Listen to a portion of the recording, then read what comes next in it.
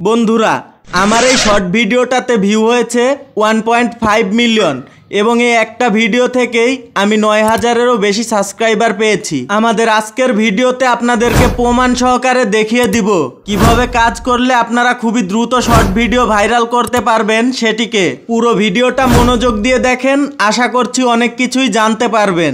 তাহলে চলুন বেশি কথা না বাড়িয়ে শুরু করা যাক আমাদের আজকের ভিডিও।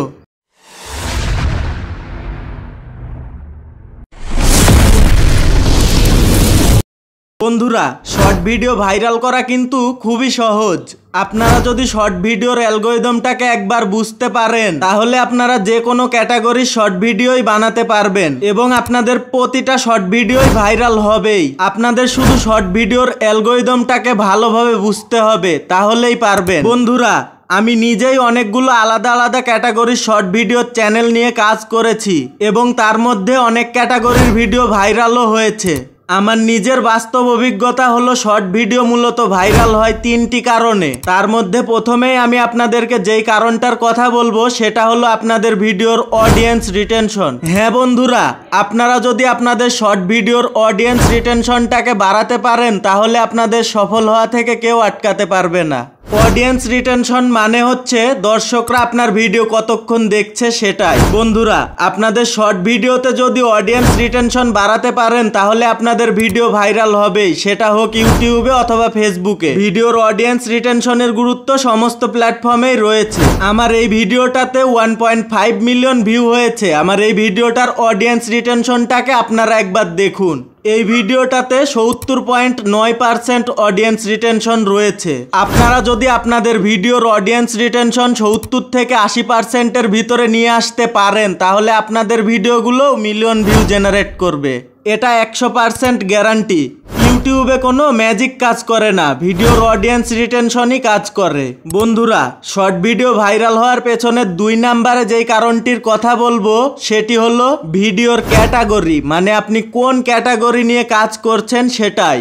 যেমন ধরেন আপনারা অনেকেই ফান্নি ভিডিও নিয়ে কাজ করতে পারেন, আবার অনেকেই মোটিভেশনাল ভিডিও বানাতে পারেন, আবার অনেকেই এডুকেশনাল ক্যাটাগরির ভিডিও বানাতে পারেন। আপনি যেই টপিক নিয়েই ভিডিও বানান না কেন আপনাদেরকে নিজেদের ক্যাটাগরিতে সবার চাইতে ভালো করার চেষ্টা করতে হবে। যেমন ধরেন আপনারা যদি ফান্নি ক্যাটাগরি নিয়ে কাজ করেন তাহলে আপনাদের ভিডিওটাকে এমনভাবে বানাতে হবে যেন আপনার ওই ভিডিওটা দেখেই দর্শকরা প্রচুর পরিমাণে হাসে।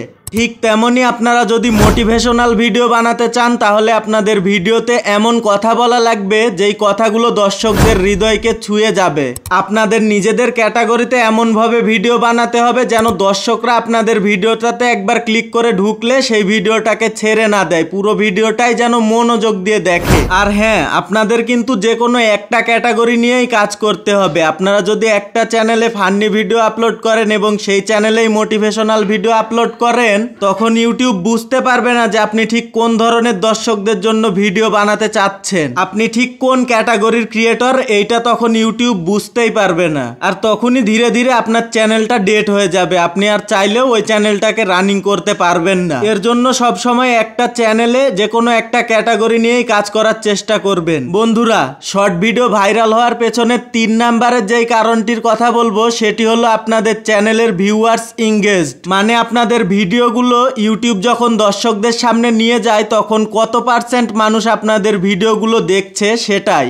দেখুন আমার এই চ্যানেলের ভিডিওগুলো 66.7% মানুষ স্ট্রেট ওয়াচ করছে এবং 33.3% মানুষ সুইফট করে ভিডিওটাকে ছেড়ে চলে যাচ্ছে। আপনাদেরকে এমন কিছু করতে হবে যেন আপনাদের ভিডিওগুলো যখন দর্শকদের সামনে যাবে তখন দর্শকরা আপনাদের ভিডিওগুলো সুইফট না করে। যত বেশি সম্ভব দর্শকদের ভিডিওতে আটকে রাখার চেষ্টা করতে হবে। বন্ধুরা আপনারা যদি এই 3টা জিনিস মাথায় রেখে ইউটিউবে কাজ করেন তাহলে আপনাদের সফল হওয়া থেকে কেউ আটকাতে পারবে না। নিজের জায়গা থেকে সবার চাইতে ভালো কিছু করার চেষ্টা করুন, ইনশাআল্লাহ সফল একদিন হবেনই।